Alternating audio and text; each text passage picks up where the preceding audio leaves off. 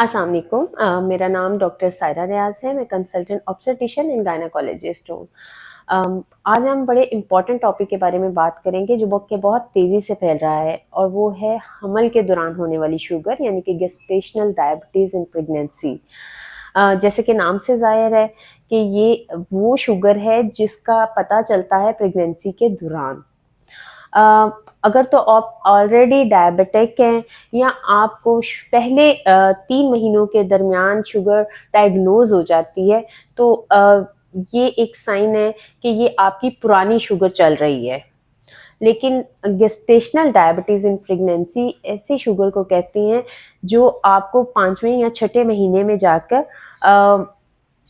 मालूम होता है, जिसके बारे में, या पहली दफ़ा हमल के दौरान जिसका इंकशाफ होता है। क्लिनिकल सिम्टम्स क्या हैं प्रेगनेंसी के दौरान होने वाली शुगर के? मोस्टली ये एसिम्प्टोमेटिक होती है, क्योंकि शुगर के जो नॉर्मल सिम्टम्स हैं, जैसे पेशाब का बार बार आना, इन्फेक्शन होना, प्यास लगना, हमल के दौरान ये अमूमी अलामात हैं। इसलिए ये सिम्टम्स जो हैं पेशेंट्स में इतने वाज़ेह नहीं होते और ये कंफ्यूज कर रहे होते हैं, और पेशेंट में ये नहीं कि हमल के दौरान होने वाली शुगर के कोई ख़ास सिम्टम्स आते हैं। तो इसको कैसे स्क्रीन किया जाता है? ये स्क्रीन किया जाता है आपकी बुकिंग और एंटीनेटल क्लिनिक्स में आपकी हिस्ट्री की बेसिस पे, आपकी फैमिली हिस्ट्री या रिस्क फैक्टर को आइडेंटिफाई किया जाता है कि क्या आप में वो रिस्क फैक्टर मौजूद है जो कि आपको लेटर ऑन हमल में होने वाली शुगर करा सकते हैं। रिस्क फैक्टर कौन कौन से हैं? सबसे पहले तो हम एक ऐसे खित्ते में रह रहे हैं जो कि ऑलरेडी बहुत ज़्यादा प्रोन है कि जहाँ पे डायबिटीज़ ज़्यादा होने के चांसेस हैं, और उसकी वजह हमारा अपना लाइफस्टाइल है जो कि बहुत सुस्त रवि का शिकार है, हमारी डाइट है, तो और मीठा बहुत ज़्यादा है। और ऐसे खित्ते ग्लोबली इंटरनेशनल तौर पर उनमें ये कहा गया है कि ये खित्ते ख़ास तौर पर जीडीएम की ख़वातीन, इन खित्तों की ख़वातीन को जीडीएम होने के ज़्यादा चांसेस हैं। इनमें एशिया आ जाता है, जिसमें इंडिया, पाकिस्तान, बांग्लादेश, चाइना, ये सब जो हैं इनकी ख़वातीन ऑलरेडी एक रिस्क में रह रही हैं। दूसरा आपका जो इम्पोर्टेंट रिस्क फैक्टर है वो आपकी मोटापा, ओवर एज। माँ की अगर एज ज़्यादा है तो ये एक बहुत बड़ा रिस्क है कि आपको जीडीएम हो सकता है। आपकी एक स्ट्रॉन्ग फैमिली हिस्ट्री है, आपके पैटर्नल साइड पे आपके अम्मी अब्बू या बहन भाइयों में किसी को शुगर है, तो ये एक रिस्क फैक्टर है कि आपको हमल के दौरान शुगर हो सकती है। इसके अलावा अगर आपकी पिछली प्रेगनेंसी में आपके बेबी का साइज़ ज़्यादा है, और जो लार्ज फॉर साइज़ बेबी है जो कि 9 पाउंड्स या 4.5 केजी का बेबी है, मोस्टली 4.5 केजी, तो ये एक बहुत बड़ा रिस्क फैक्टर है कि आपको जीडीएम हो सकता है। इसके अलावा अगर आपकी पिछली प्रेगनेंसी उसमें जीडीएम डायग्नोज हुई है, या पिछली प्रेगनेंसी जीडीएम से होने वाली किसी कॉम्प्लिकेशन का शिकार हुई है, तो ये एक रिस्क फैक्टर है।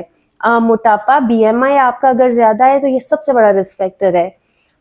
हिस्ट्री की बेस पर आपके इन रिस्क फैक्टर्स को आइडेंटिफाई किया जाता है और फिर एक डायग्नोस्टिक टेस्ट किया जाता है। डायग्नोस्टिक टेस्ट की टाइमिंग क्या है? मोस्टली ये डायग्नोस्टिक टेस्ट 24 से 28 वीक्स यानी कि छठे महीने में किया जाता है। और ये टेस्ट क्यों किया जाता है और कैसे किया जाता है? इसे हम ओजीटीटी कहते हैं, और ये ग्लूकोज पिलाकर खाली पेट और ग्लूकोज पीने के 1 घंटे बाद शुगर का लेवल चेक किया जाता है, जिसमें टारगेट सेट किया जाता है। खाली पेट अगर आपकी शुगर 100 से ज़्यादा है और 1 घंटे बाद आपकी शुगर 140 मिलीग्राम पर डेसीलीटर से ज़्यादा है, तो आप जीडीएम है। जीटीएम के लिए कौन सी ऐसी एहतियात है जो आगे आपको करनी है? पहले ट्राइमेस्टर से लेकर आखिरी तक आपके लिए एक रिस्क और कॉम्प्लिकेशन के साथ प्रेगनेंसी चल रही होती है, तो आपको एहतियात के साथ चलना होता है। सबसे पहले इम्पॉर्टेंट है आपकी लाइफस्टाइल मॉडिफिकेशन, आपकी डाइट प्लान्स, एक्सरसाइज प्लान्स, एक प्रॉपर अच्छे गायनाकोलॉजिस्ट के साथ आपका बुकिंग और antenatal clinic through out checkup.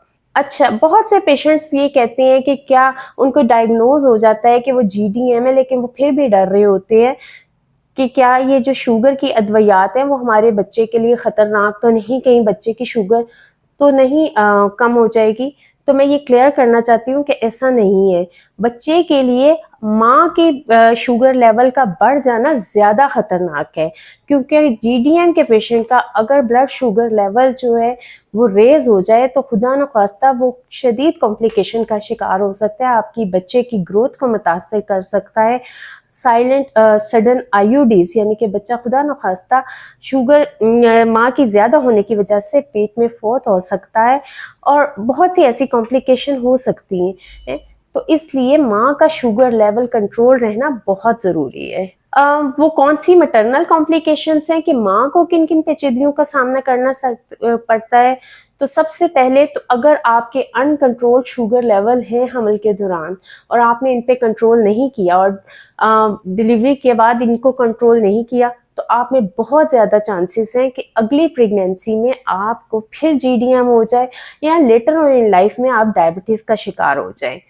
Delivery के दौरान चूंकि माँ का ब्लड शुगर लेवल अनकंट्रोल्ड होता है और फिर सबसे इम्पॉर्टेंट बात यह है कि पेचीदगियों का शिकार प्रेगनेंसी हाई रिस्क हो जाती है, तो सी सेक्शन के चांसेस बढ़ जाते हैं। इसके अलावा बहुत सी पेचीदगियां हैं जिसके अंदर माँ का खून का ज़्यादा बढ़ जाता है, ब्लड प्रेशर ज़्यादा हो सकता है और बच्चे को नुकसान हो सकती है।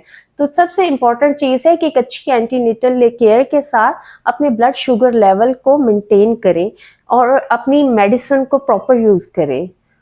जीडीएम एक कॉमन बीमारी है, लेकिन लाइफस्टाइल मॉडिफिकेशन अच्छे गायनेकोलॉजिस्ट के साथ बुकिंग करके आप इसको कंप्लीटली कंट्रोल में कर सकते हैं। शुक्रिया।